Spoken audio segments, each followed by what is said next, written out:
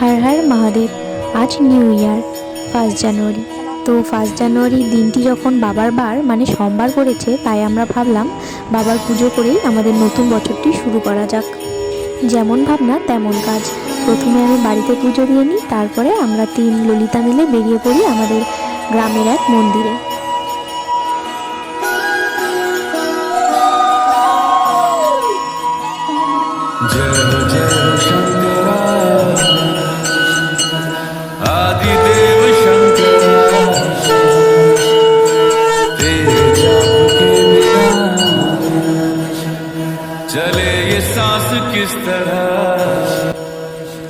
নতুন বছর সকলের নতুনভাবে সেজে উঠুক, সকলের জীবন ভরে উঠুক আনন্দে, সুখ শান্তিতে।